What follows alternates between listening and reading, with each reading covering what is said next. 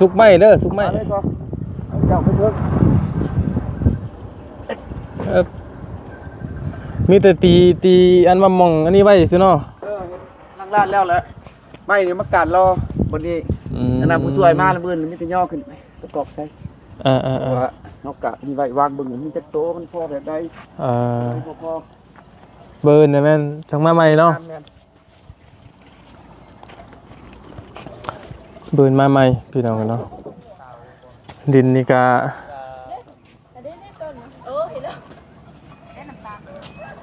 ดินนี่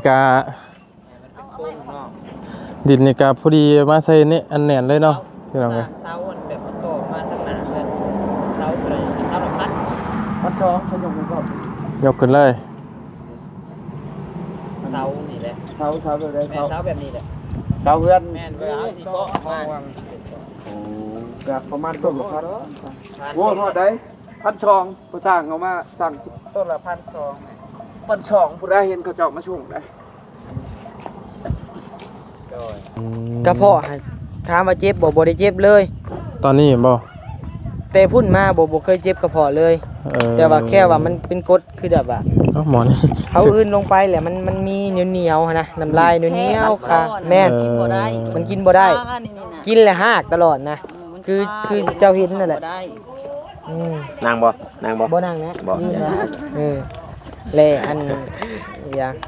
ก็คือพี่น้องเห็นแหละบ่นิ้วกินคำได้อยู่ 4-5 คำแล้วก็อาเจียนออกนะเดินมากับตอนแรกบ่ได้คิดดอกแบบนี้แต่ว่าเฮาไปกินยาบ่เตียงเอาให้แน่ยาหมอยาหยังก็ไปหมดแหละหมดเกือบ10 ล้านแหละ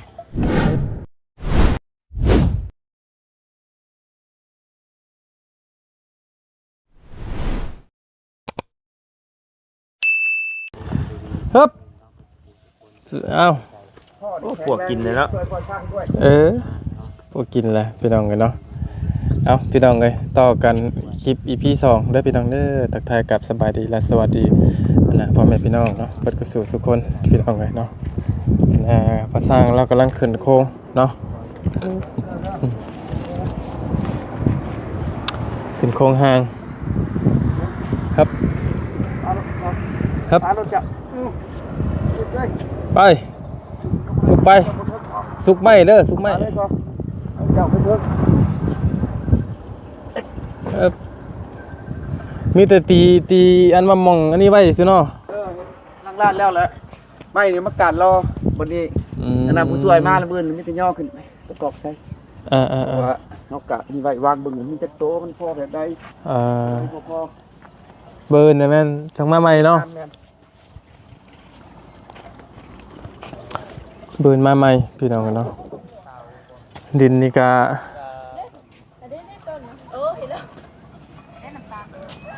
ดินนี่กะพอดีมาใส่นี่อันแน่นเลยเนาะพี่น้องกันเสาแบบโตมาทั้งหนาเลยเสาอะไรเสาแบบพัดสองขยงก่อนยกขึ้นเลยเสานี่แหละเสาแบบใดเสาแบบนี้แหละเสาเพื่อนแม่นเวลาสิเกาะมากับประมาณต้นละพันโว้ทอดได้1,200ผู้สร้างเอามาสั่งต้นละ1,200ผู้ใดเห็นเขาเจาะมาช่วงได้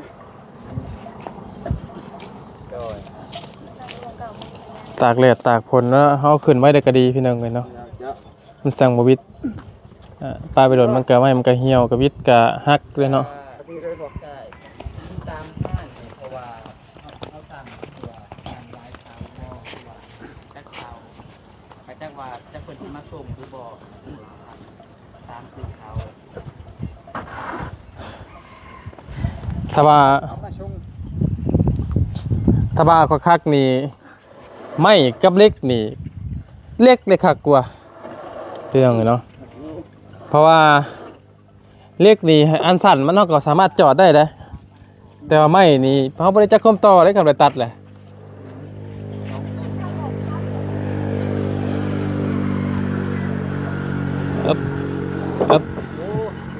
เอาไปทางหน่อย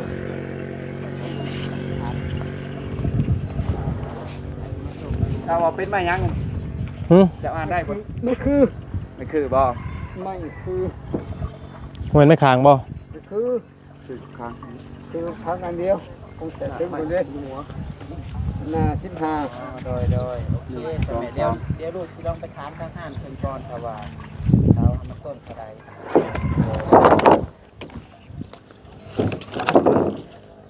โดย กล้าว่าจนจะมือนี่พอ เบิ่งตามหน้าเวียดเฮานี่แหละคันมันบ่อันนั้นน่ะบ่เคิกบ่หยังก็ว่า3-4มื้อนี่ก็ยังไม่ถูกห่างแล้วราวมื้อนึงขึ้นโครงพอเป็นทรงเป็นหยังแล้วคือสิแล้วอยู่มันสิยากแต่สิย่อกลับมาต้วนได้บ่ต้วนมันยากแหละ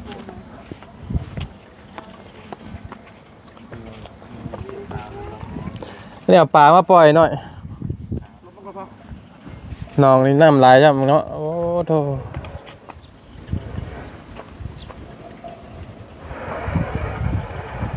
เพื่อนน้องอูน้องอีได้ซะเป็นอะไร พาแต่แผ่นมะม่วง ขึ้นโค้งเรียบร้อย แน่นหลบพัดลมใส่เบิดเลยได้ เรียบร้อยเนาะอ๋อ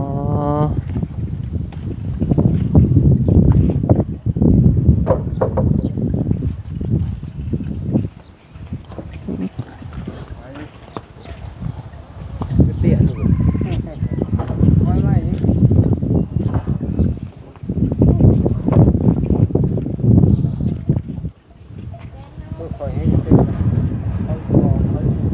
โอ้งานต้องแข็งแห้งได้อ่อนแอไม่ได้ได้ต้องปรับเลยไปตีในมือนะ ต้องไวเนาะ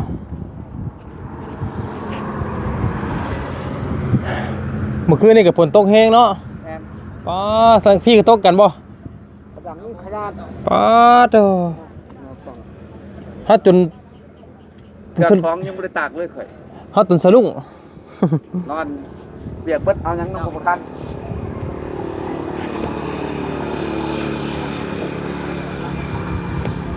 จนสะดุ้งไงเมื่อคืนนี่ป้าโธ่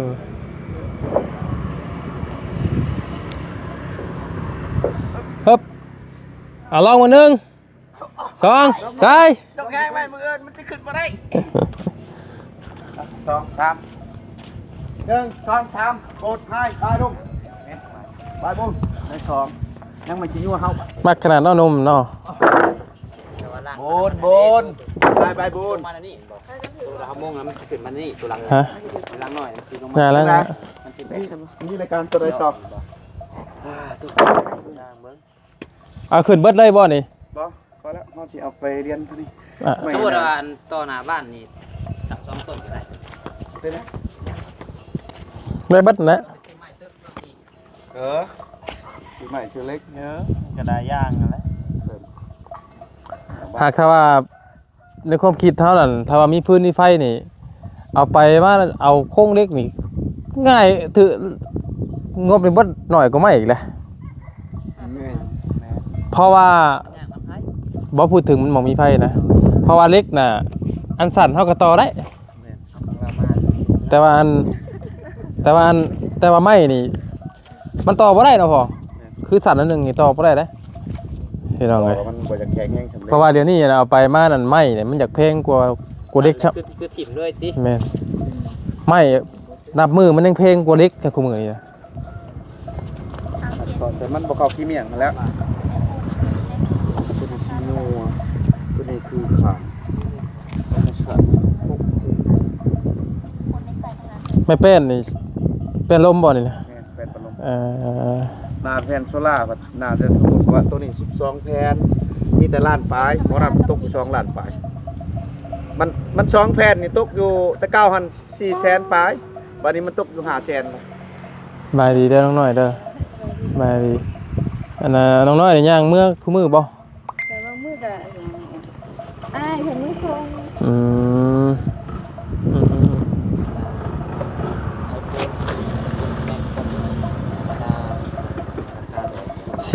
สีนี่พี่น้องเนาะแต่ว่ามีพื้นไฟฟ้ากับบ่มีเนาะอย่าละอยู่บนมืด พอเอาแป้นมาไว้ข้างดู เริ่มบิดเริ่มเบี้ยวเลยเนี่ยพี่น้องเนาะเพราะว่าเฮ็ดยังไงเนี่ย ใบไม้ตะลุมครับ ปวดไม้ เท่าไหร่ มันก็ปวดของโยจะมันเป็นไข่เป็นนาวคืออย่างเรื่องงองแมง อันนี้ไม่นี่ตูนบ่สร้างมานี่ ผัดไส้ พอดใส่เลย ตูนเบาตูนชาแนล บอช่องพอ ไม่เป็นมีหลายเนาะ 12แผ่น อันนี้เราเป็นอันเห็ดเป็นลมนะ อืม หนาวเป็นลมเนาะ เป็นลมเนี่ยคะแนนอยากงามเลยเอาหมอนี่มาแนบเป็นหมอนี่ แม่คือเก่าบ่ตุบลบข้างมันจังสิบัด ทางกับนั่นเทียง มีลบถ่ายอีกดี เอาบ่ลบก็สิปลุกไปโรงเรียนนี่บ่ แนวมันแหละ ก็โอเค ว้าลบข่าวมันก็ครึ่งหนึง แม่น อันนี้ก็โชว์ได้งามหักงบมันบ่พอเห็นอีเพิ่นเฮ็ดแล้วใต้งามๆเลย มีบ่มีแต่มือสองบ่ เพิ่นเอานี่มาแนบไปนี่นะ มีแต่คน เราไปหาไฟฟ้ามาให้นะมันคักลุก นี่ เอาไว้เอาลงไว้นี่ เสียงคนขี่ป่ะ ครับดีเลย มาแล้วพวก เห็นมีสองงูเลย ยังอะนะ อ้าวมาแล้ว มาขายเฮ็ดปวกบ่เนาะ มาใส่ลูกเอ้ย หามยังกันนะ ดีขนาดได้ลูกเอ้ย หาน แม่เอ้ย โอ้ยเฮ็ดลายแท้ ลายเด้อลูกเอ้ย มาลูกคอแน่แม่เอ้ย แล้วสิขายดิฮะ ไม่ยังกันนะ เด็ดได้ลูกเอ้ย ฮะ เห็ด ขายยาได้เราเซ็กกี่ซื้อเราเซ็กกี่ซื้อ ยังอันนี้ครับ ขายเฮ็ดบดบ่เฮ็ดบดออกเนาะ10 บาท ผัดชื่อเมื่อวานอันบะเตียงชื่อเมื่อวานนี่กะแม่ให้ยังไปกินอยู่ใครโทรมา อะไรเฮ้ยคือมีน้ำแดงเป๊ปซี่บ่ มีได้ซื้อมาอยู่นี่ เบอร์เด้นี่191เด้อต้มตุนเด้อ191โทรมาแล้ว อันนี้แล้วเบอร์ผู้เพิ่นนั่นลองหาผักเงินมาให้เจ้า อันนี้แล้วอย่าไปหับดิดูดเงินนำไปหมดมันสิเฮ็ดให้นะ เจาะเรื่องนึง เบอร์191พี่น้องเอ้ยโทรมาเนาะแต่ว่า กินแล้วเนาะ บ่แม่นดอกตำรวจนะบ่นี่ว่าต้มตุนดูดเงินบ่ ค่อยพ่ออยู่เด้อถ้าคนบ่ฮับเลย ดูดเงินอยู่ใช่เฮ้ยน่ะ ฮะ ดูดแล้วมันซีเลย แม่น เอามัน สิมีให้ดูอยู่ เพราะว่าอันบ่นิวมีบทเรียนจากเอื้อยบ่นิวเอื้อยกกบ่นิวนี่แหละเอื้อยแท้ๆครับครับแล้วก็เอาเข้าแอปนั่นนี่นะอยากให้เฮาเฮ็ดนั่นเฮ็ดนี่อ่ะนะ อืม อืม ลงทะเบียน ลงทะเบียน ไผน่ะปานรู้จักกัน FC บ่ บ่เกี่ยว แม่นบ่แก้ว อันเรื่องดูดเงินเอาไว้ก่อน เรื่องหยังบัดนี้ มียังดูดขี้โพนเจ้าไป อันนี้ว่า อืม เป็นหยังคือจ่อยลงบ่แทบบ่นี่เอ้า ตะกี้เนาะย่างตั้งแต่นี้ บ่ได้เสพ จะเสพบ่ เชฟ เสพมื้อละจังเม็ด มันเด็บกันย้อนบ่ได้นอน โอ้นับบ่อยากท่วมและไอเวียดเอาให้ กร นะ รมละบ่ เราให้อีหยังก็เป็นตุ๊ดเราให้ เสียเวียดบ่ เสียวเวียดเอาให้ มาถามแท้เป็นยังไงนี่ คือว่าเว้าอันเรื่องตาบ่เห็นไอ้เนาะเรื่องเฮาก็บ่ฮู้ดอกตอนแรกก็ได้ปรึกษากับบัตตาหลายคู่หลายคนแหละกับแม่น้องน้อยพอน้องน้อยก็ลองไปเบิ่งหั่นนะก็เลยว่าตัดสินใจให้ทางแม่เฮาไป เข้าใจละ ไปเบิ่งยาปู่หลักเมืองเพิ่นเบิ่งให้เพิ่นเช็คให้ก็ผลออกมากะถือเครื่องถือของเขาถือเนี่ยตาบ่เห็น โอ้บ่ยาวกี่ห้อน้ำมันจะช่วย ก็ง่ายก็ถือคนบ่หวังดีแหละเพิ่น ถืออยู่ไสล่ะบัดนี้ เพิ่นก็ว่าคนอยู่เหนือเพิ่นว่า เสพโปนบ่ คันคิดว่าเนื้อที่เฮาได้ไปก็มีแต่เซโปนนั่นแหละกันว่าเนื้อพงศลีก็บ่แม่น เฮ็ดบดแนม บ่เคยไปเด้ อาจจะเอามาขายบ่ มาขายลงเอ้ย เขาเจ้าก็มีเครื่องบ่ พอกำลังหาตัวนี้ เจ้าก็มีกันบ่ของ เครื่องบ่ ของคักชาเจ้าก็มีกัน ของเฮา บ่ นี่บ่ มีแต่ห้ามกับไข่บ่ เครื่องก็เสื้อผ้านะแพ้เฮานี่แหล้ว มีแต่ไข่เฮานี่นะ แบบว่าไปเลยแบบเพราะว่าบางเทื่อเฮาก็ว่าเขารู้ครับทั้งวันนี้เลยจ้ะ หนึ่งมันคือเฮาอันสังเกตเบิ่งว่าเฮาไปแจกเครื่องนี่น่ะ มือคำนะ บางเทื่อเพิ่นก็บ่พอใจเฮาว่าเฮานี่ให้น้อยนะแต่บางเทื่อเพิ่นก็ได้แล้วอยากได้อีกเฮาก็มีคำว่าแบ่งให้หลายคู่หลายคนนะ อันเป็นนี่เป็นโมเมนต์บ่เกี่ยวกับกระเพาะกระเพาะเจ้าตะกี้น่ะโมเมนต์บ่ บ่ กระเพาะนี่ก็ตามจะไปกวดนะบ่ตามาพี่บ่ตา เอ้ยยังน่ะ อันนี้บ่เรื่องตัวที่ เสื้อสาย บ่อันนี้คือบ่ยาวตัดบทตัวที่ว่าเรื่องตัวตาบ่เห็นกับเรื่องตาบ่เห็นแต่ว่าน้องเพิ่นมีโรคประจำตัวหั่นนะคือ เด้อสิเว้า ตัดไปเลยจ้ะ เนี่ยปู่เพิ่นว่า แต่ละค่ะ มื้อที่เจ้าถึงจะปวดชั้นคอ ถอดตัดแล้วใส่ตา แต่เฮาน่ะบ่ไปหาเนี่ยปู่ดอกแต่ว่าเพิ่นฮู้นะว่าต้องปวดชั้นคอมามื้อน่ะเฮาปวดแม่นบ่มื้อมาน้ำเจ้าตอนไปสิโปนรอบ2น่ะมาแล้วนอนปวดชั้นคอนี่ปวดไปหมดแบบ แต่เมื่อยบ่เมื่อยบ่ เมื่อย เมื่อยบ่เวลาเจ้าเมื่อยบ่กินข้าวกินน้ำแซ่บอยู่บ่ แต่ถึงมาแต่เฮ็ดมาอันแต่เป็นมานี่บ่ เป็นมาแล้วจักมื้อแล้ว มันอยากเข้าอะยากแต่ว่ามันกินบ่ลง อืม กระเพาะหาถามว่าเจ็บบ่ได้เจ็บเลย ตอนนี้เห็นบ่ แต่พุ่นมาบ่เคยเจ็บกระเพาะเลย แต่ว่าแค่ว่ามันเป็นกรดคือแบบว่า เอ้าหมอนี่ เขาอื่นลงไปแหละมันมีเหนียวๆนะน้ำลายเหนียวๆค่ะแม่น กินบ่ได้ มันกินบ่ได้ นี่นะ กินแล้วหากตลอดนะ คือเจ้าเห็นนั่นแหละ บ่ได้ อืม นางบ่นางบ่ บ่นั่งนะ บ่ นี่นะแลอันอย่างก็คือพี่น้องเห็นแหละบ่นิ้วกินคำได้อยู่ 4-5 คำแล้วก็อาเจียนออกนะเดี๋ยวมากับตอนแรกบ่ได้คิดดอกแบบนี้ แต่ว่าเฮาไปกินยา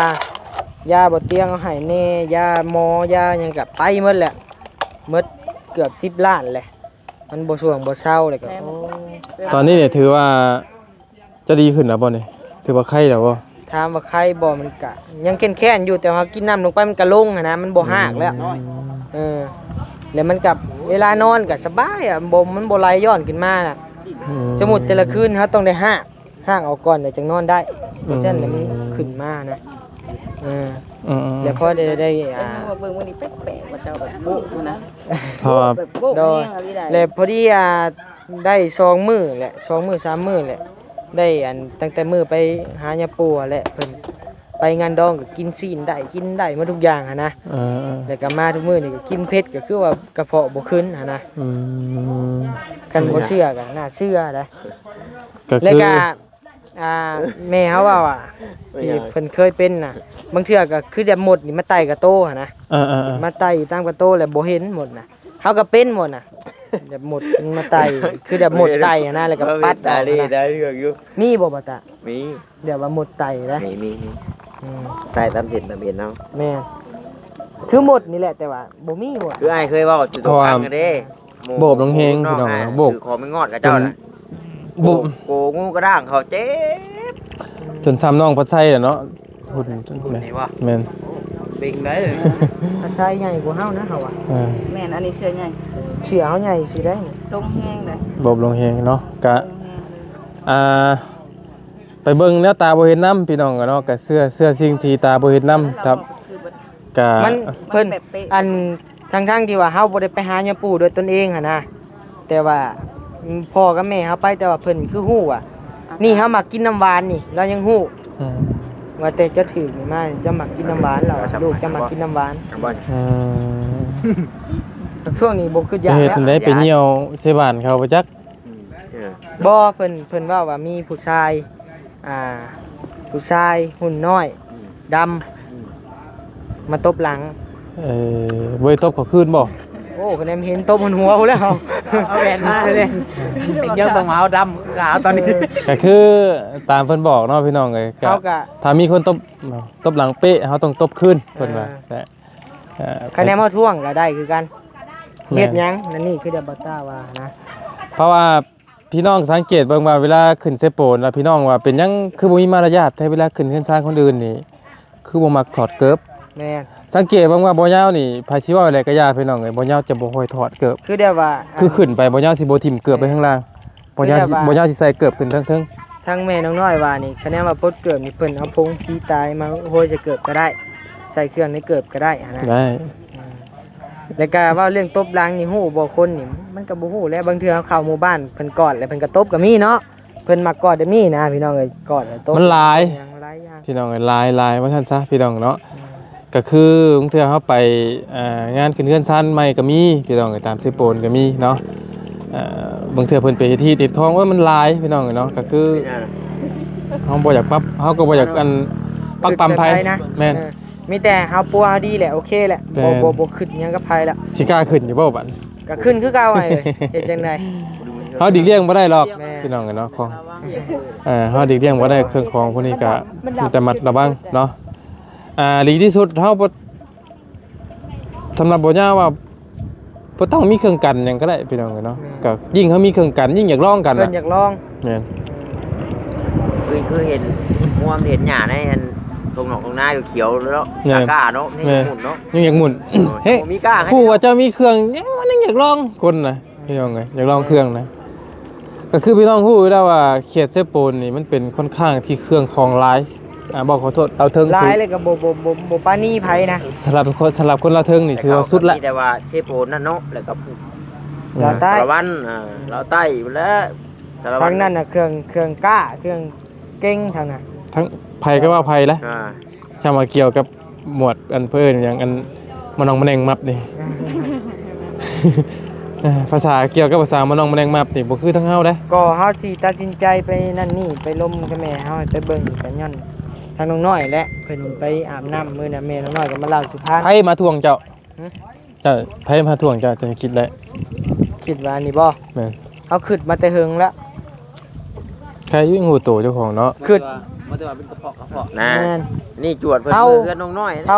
าเคยขึ้นแล้วเฮาก็มาปรึกษากับบ่ต้านี่มันเป็นแนวใดหั่นนะ นี่ได้เครื่องที่นะว่าก็บ่เวียดก็คือเด้บ่เวียดก็ อืม ไปเป่ากันได้บ่เวียดก็ เออ ว่าง่ายคือแบบมันบ่แม่นว่าตั้งเขานี่ใส่แบบว่าแบบแห้งนะแบบเป็นหวานเป็นอย่างแบบซูนนี่นะเบาเวียดก็ย่างมันสินมันอย่างนี้เด้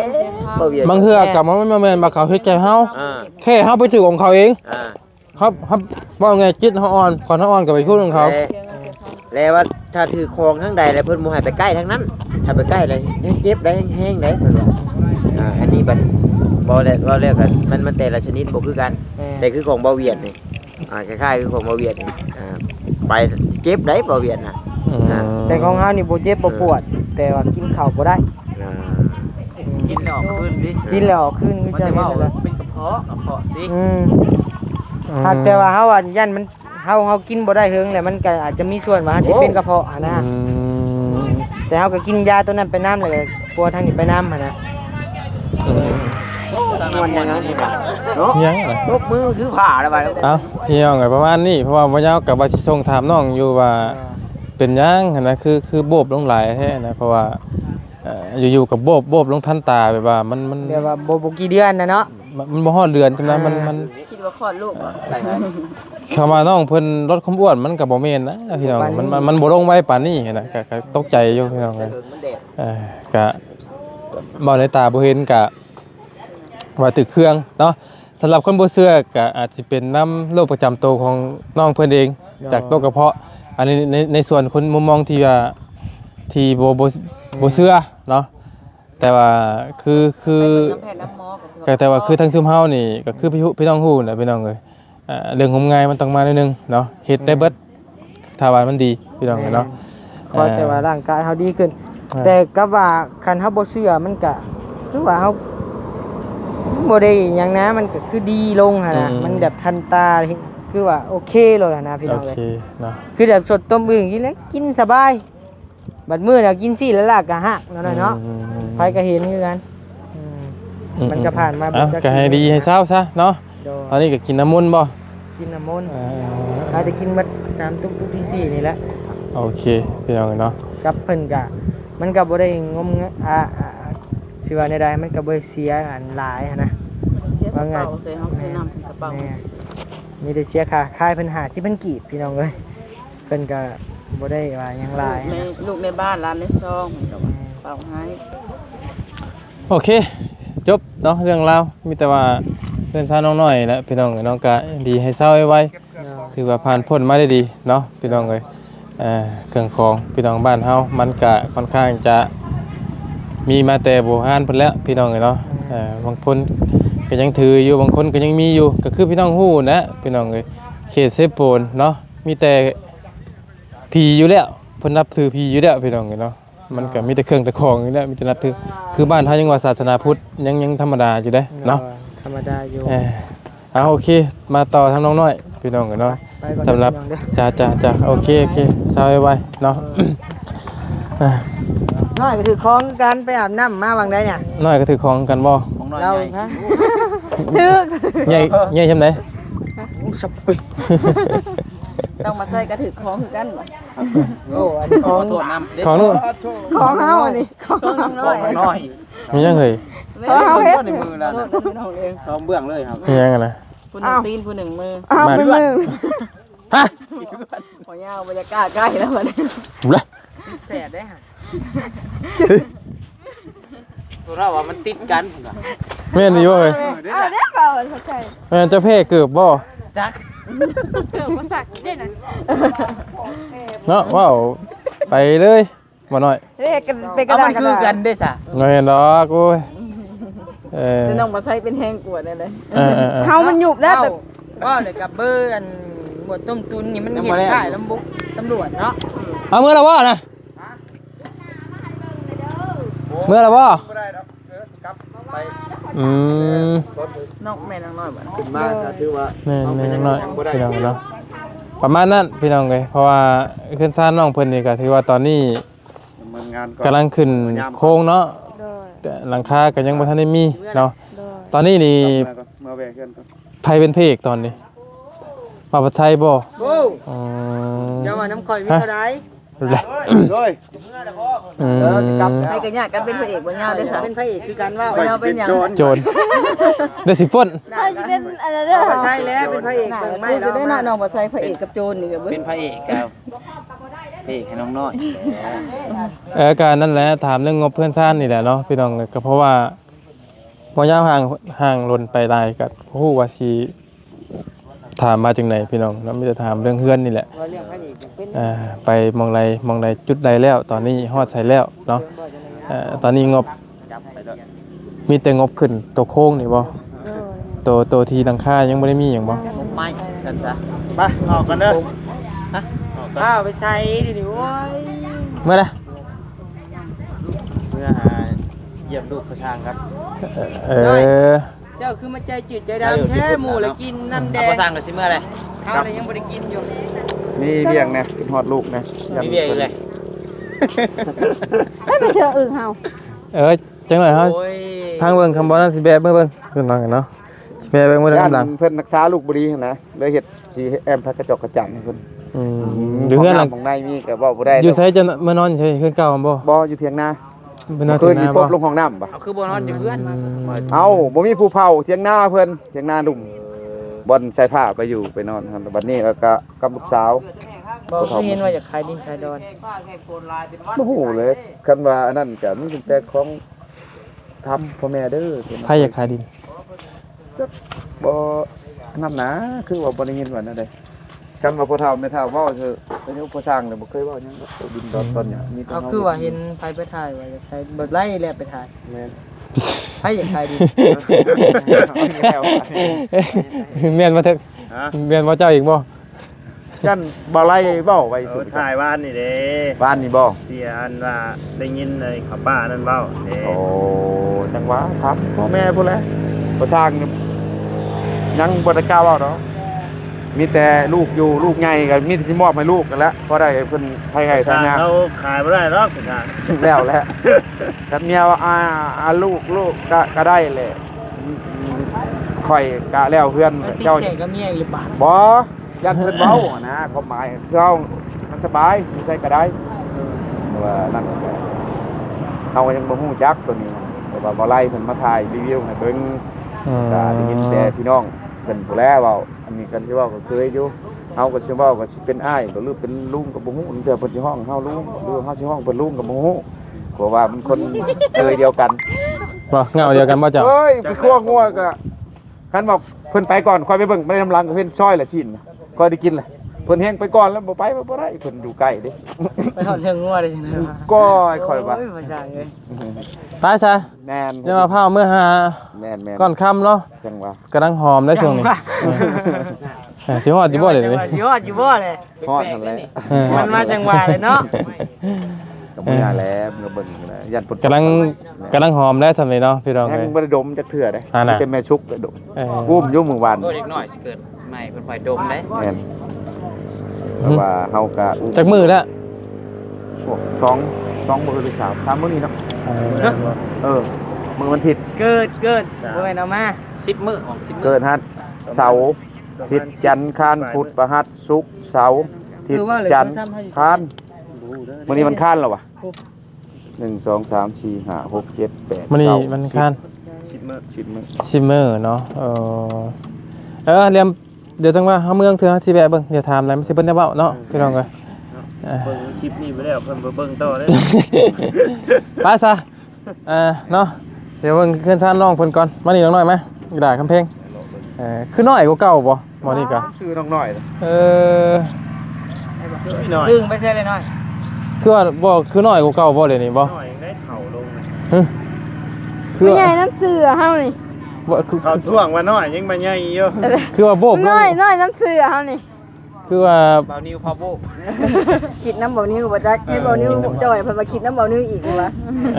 คือบ่ได้ จะหอบกันเด้อ ไปแล้วละ เคี้ยวเลยน้อย ไปมีแต่ว่าจังว่ากันเนาะ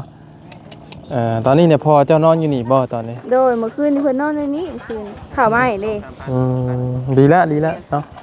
พอไม่แล้วเอาขึ้นได้แล้วก็แล้วหรอกเอาขึ้นแล้วก็บ่มีหยังเผาหรอกตอนนี้เนี่ยมันกำลังตอนนี้เขาเอาไปได้แล้วนี่ โดย หามไปได้เจ้าตอนนี้เจ้านอนหน้าบ่นอนเทือน นอนบ้าน นอนเคยถามว่านอนเทือนนอนหน้านอนบ้านบ่ได้มานอนเทือนเนาะ บ่นอนบ้านบ่ได้นอนเรือน ไปเล่นสงกรานต์ไทย อยู่บ้าน ที่บ้านคือไอ้เห็นเด่นอยู่บนทางนี่เห็นในคลิปบอดี้คืออยู่จริง แอลเอาเห็ดแอลด้วย บ่ได้แล้วมันวิญญาณมันได้เนาะวิญญาณมันได้บ่มีผู้ว่าเอาบ่ บ่ ผู้ว่าก็เห็นผู้ว่าตากับน้องกันน้องนั่นผู้นั่นน่ะบ่ น้องอะไรว่าไม่ว่าดี น้องหยังก็น้องน้องบ่แม่นน้องบี้น้องบี้ น้องบี้บ่ บาบี้ บ่บี้บ่บ่ตา เอาสบายดี เบิ่งแม่ฮะอ้ายเฮาบ่จื้อเฮาฮะ บ่เจ้าก็ต่างหากที่ซ่อนกับบาต้านะ พี่ช่อนกับบ่ตาบ่บ่บี้บ่ นี่ ก็อันนั้นน่ะ บ่แม่นเจ้าว่าซะ เฮาแล้วก็บ้านนี่ก็เฮา จื้อกันนะ แม่นบ่ ถามบ้านนี่ก็เฮาแล้วก็บ้านนี่แล้วก็นี่ อย่าดอกมันผ่านมาปีหน้ายังเว้ากัน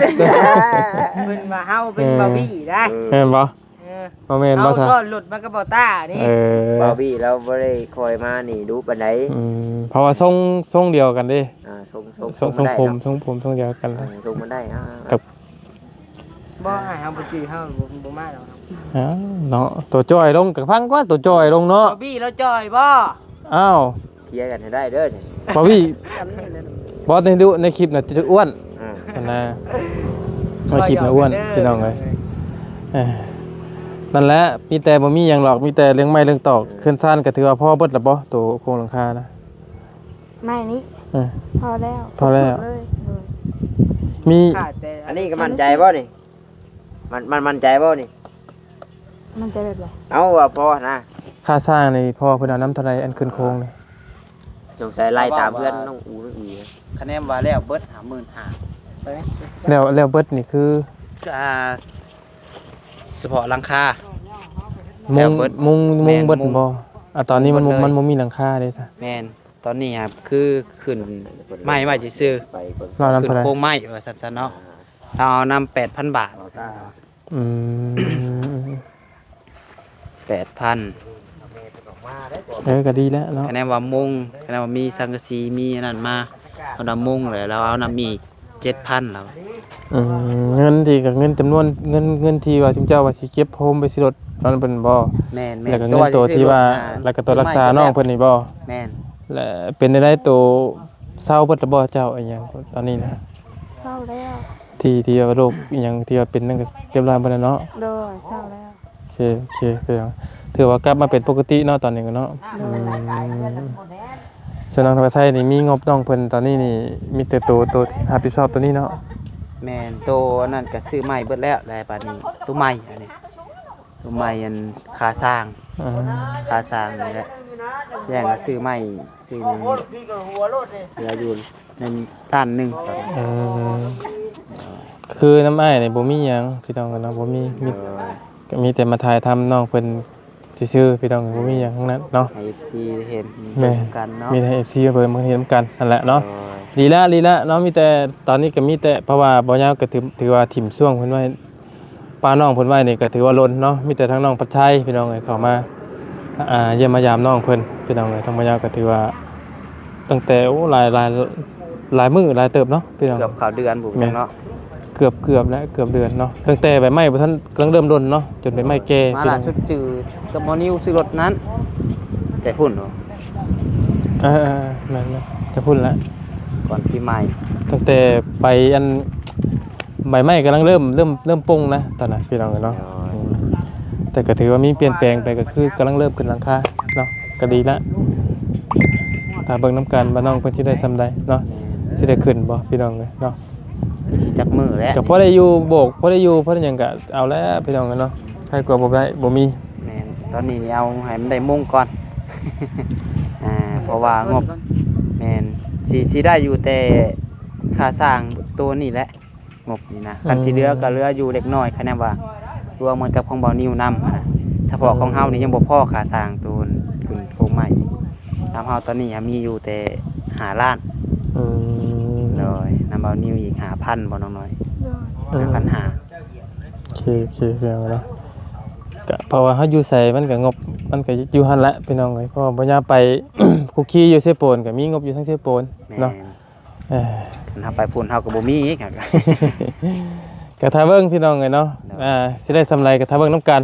ดินลันตอน วัฒนาน้องเพิ่น แต่เป็นวาสนาเนาะโอเคไป้าซะ